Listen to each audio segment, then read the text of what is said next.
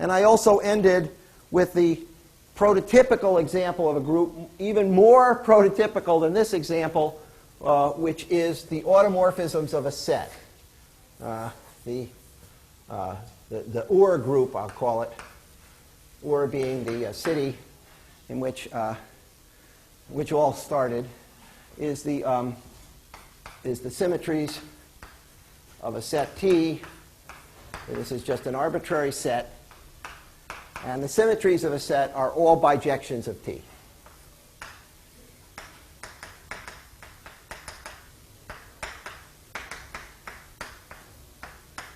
Bijection being a one-to-one onto map of the set to itself. And the group operation is composition. So A dot B of an element T is by definition A of B of T.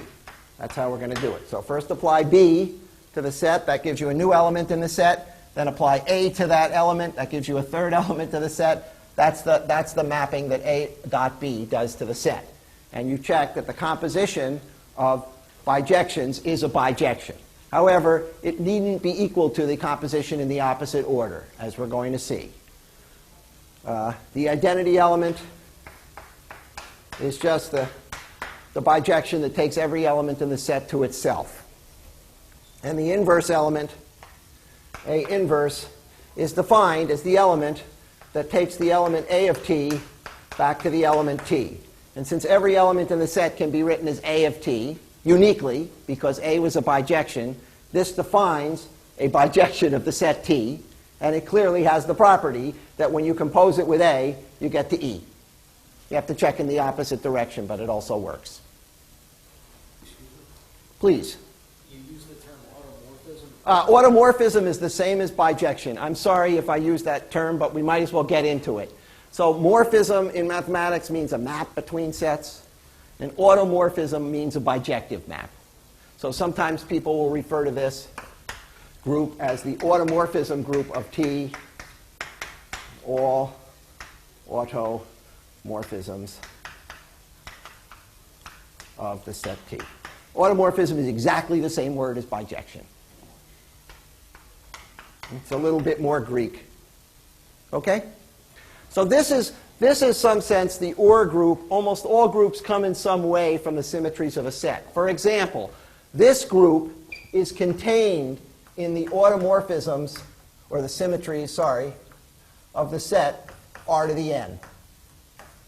Namely, these are certain bijections of the set R to the n. They're the bijections that preserve the linear structure.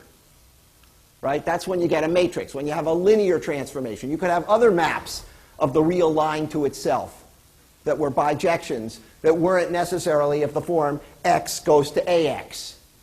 Right? You could have, for example, the bijection x goes to x cubed. That's a bijection of the real line to itself.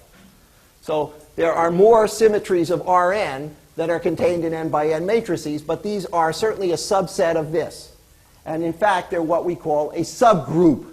So that's another definition to learn. A subgroup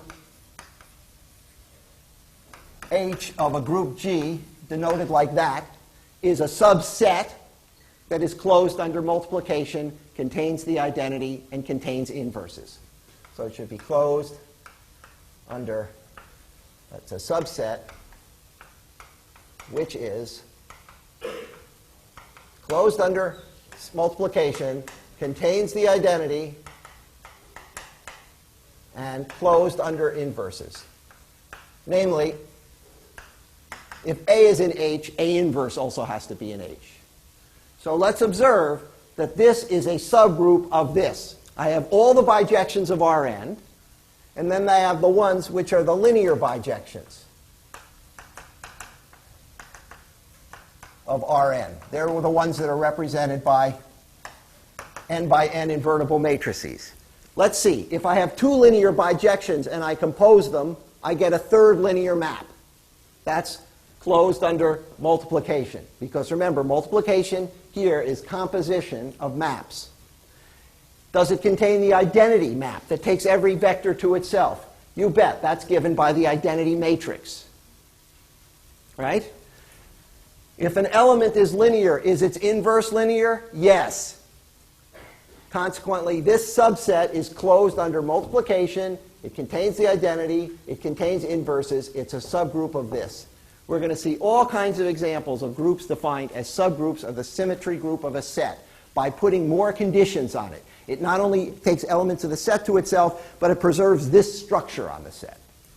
That's the usual way you get a group.